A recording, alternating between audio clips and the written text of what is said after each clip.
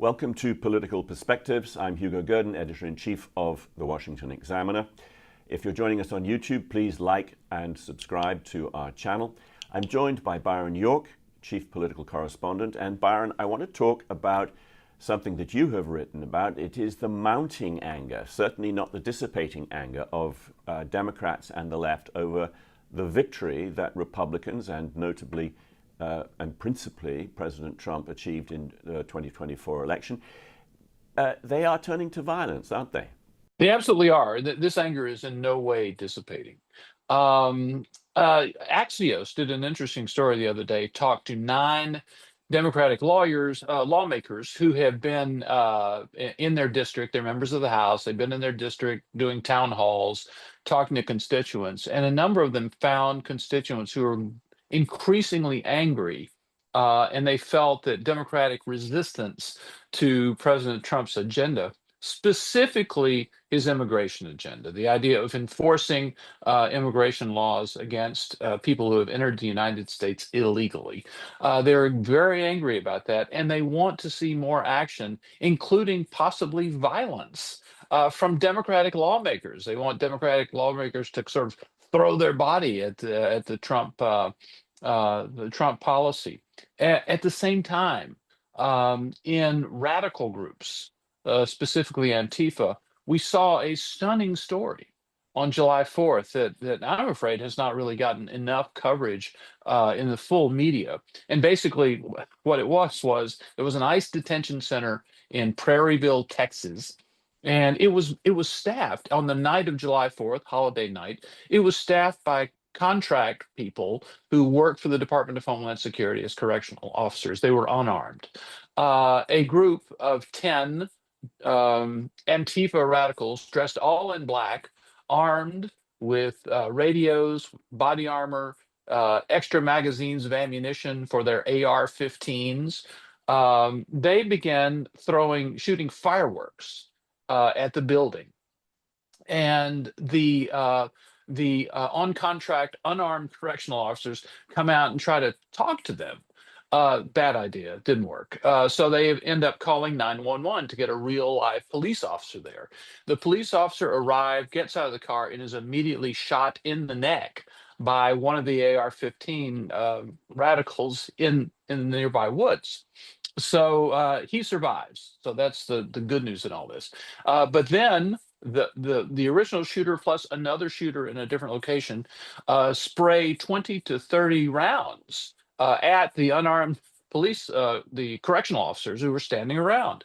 Fortunately, none of them are hit. But you're talking about shooting a police officer in the neck and firing up to 30 rounds trying to kill other correctional officers. Yeah, Fortunately, they were bad shots. yeah, well, that is very fortunate. These are appalling crimes being Yeah. committed in the name of democracy. We should remember that Antifa, although we just kind of use it rather Yeah. freely, is supposed to stand for anti-fascist. And that brings me to the next kind of question or issue that I wanted to raise relating to this. That we saw in the Los Angeles riots that the riots were organized by the SEIU, by big labor. Now the teachers' unions are adopting language they are basically adopting approving rules that refer to the Trump administration and to President Trump himself as fascist.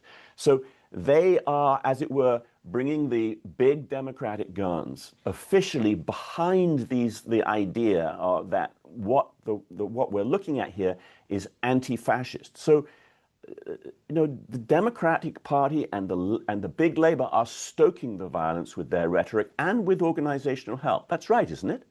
It is right, and it's so smart to bring up SEIU and NEA here because you're right. SEIU played a role in the Los Angeles riots when their officials was arrested in the Los Angeles riots. These riots and these increasingly violent actions are the product of a spectrum of people on the Democratic left, from the more moderate Democrats in the House of Representatives to the sort of flame-throwing Jasmine Crockett style representatives in the House of Representatives, to the more moderate labor union activist groups like SEIU, going all the way to the most militant like Antifa. Now, is it unfair to call Antifa the militant wing of the Democratic Party? Maybe that's a little too much, but clearly they're working in the same cause in Right. these riots. And the cause is to resist the enforcement of immigration law. Right. And there are lots of other causes that they things that Trump does that they disagree with, but this seems to be getting the most violent response. In part because it's one of the most active thing Trump is doing. That is, ICE officers are going out and arresting people. So this is really turning into a serious confrontation that threatens to become violent in a lot of places. Yeah, the connection you make is just the right one, I think, that between that there is a link, and it isn't even a tenuous link, between official Democratic Party and the extremists. The Democrat, and that's partly because the Democrats have invited this lurch to the left. They are suggesting that the ICE officers, for example, who are just doing their duty and enforcing the administration policy, which was voted for by the most voters in 2024 elections, and others who are simply cutting waste, fraud, and abuse, that these people are somehow threatening democracy by doing their jobs and exercising the democratic will. The Biden presidency for 4 years appeased every radical demand. So they just haven't done anything in the way that Bill Clinton did back in when he was seeking the presidency to distance himself from the extremists. And not just distance himself, repudiate the extremists. The party has gone along with this and now seems to believe it, don't they? That was called the Sister Soldier moment for Bill Clinton, because in the 1990s there was a rapper known as Sister Soldier who said a lot of intemperate things, and Clinton, as the Democratic candidate, distanced himself and criticized her. So, I mean, that was a big deal.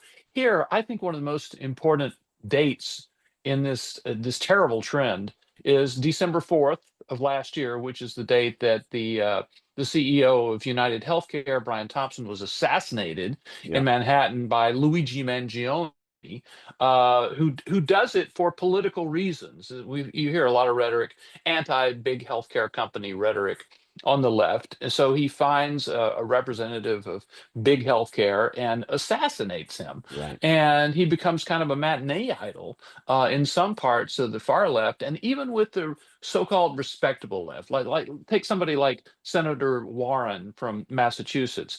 The way they dealt with the Mangione, with the murder, was saying, I certainly don't approve of violence and murder, but, and Right. then the but was, I can kind of understand why somebody would murder a healthcare executive. Yeah. So it's the Democratic Party has had a very, very hands-off, approving relationship with this, which means it's going to get worse. And polling shows, as I understand it, that Democrat voters want the party to fight more. They think extraordinarily that somehow or other the party has been too polite and too gentle, when I think that most people would think that it's actually become very much less of those good things. But and back when Chuck Schumer, the minority leader in the Senate, voted to avoid a government shutdown, voted with Republicans, it really sparked disgust on the left. They don't want to see any form of bipartisanship. They would much rather shut the government down. They would much rather see fighting. And so it shows that they will only accept more fighting, more extremism. So that puts the Democratic leadership in a jam, even if it didn't accept, even if it didn't agree, that is. It's in a jam because it's gone along with this so far, hasn't it? Yes, and the big question here is, how big are these groups who feel this way? We know the leadership of SEIU and NEA seem to feel that way, and they're big, rich parts of the Democratic constituency. Obviously, the radical groups feel that way. But in that large group of gettable voters out there, maybe in the middle, maybe they're moderate Democrats, how many of them really feel this way and would vote this way. Right. And we don't know. There could be a completely different set of issues by the time of the 2026 midterm elections. So I'm not saying we're going to get a clear answer, but we should remember that some of these most extreme things we're reading about are not playing well among a large number of voters who are either independents or soft Republican or soft Democrats. One of the ironies that you've pointed out in recent writing is that the Democrats and the left are complaining about moves that Republicans and the Trump administration are making to undo policies that voters never voted for and opposed. And specifically, I'm thinking of the Medicare reforms in the One Big Beautiful Bill. There were moves in the past by the Democrats to expand on Obamacare, to start filling out toward their goal of a sort of national health care system, which was something which they couldn't get done democratically. And so there's an irony that it is moves to rein in some of this spending, which voters never democratically approved, that is now being referred to as anti-democratic and a threat to democracy. Talk a little bit about the way in which the bill seeks to rein things into a kind of closer to what it was originally intended for. Yeah, the bottom line is that Medicaid has expanded enormously in size just in the last 10 to 15 years. And the biggest expansion occurred during the Obamacare negotiations. If you remember, Barack Obama is elected, Democrats have big majority, House and Senate. A number of them want to create a single payer national health care system. That's the goal, but they Right. can't get there. There's not enough political support to do that. So the idea becomes, well, how far can we get? And then we can, build on that later. And Senator Tom Harkin, who was a very liberal Democrat from Iowa, likened what they were doing was building a starter home. So you build what you can, and then later on you can add a den, you can add another bedroom, and after a while you see what we're talking about. After a while you get to single payer national health care. Yeah. So So, I'm sorry, one more no, thing. go ahead. Yeah, please. The biggest addition was to expand Medicaid. In the past, Medicaid was created in 1965. It was for a specific group of people. It was for the poor. It was for women who had small children and who were under the poverty line. It was for disabled people. It was for those children who were Right. under the poverty line. Everybody who was under the poverty line in this.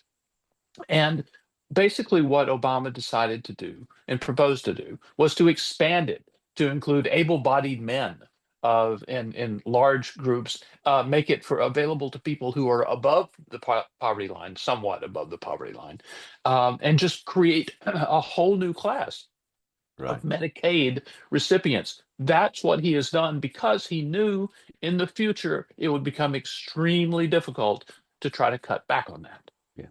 Final question and issue is uh, what we're seeing is that the left and the party of the left suggesting that they're protecting democracy by thwarting an elected government, for example, with biased and political judges and with violence.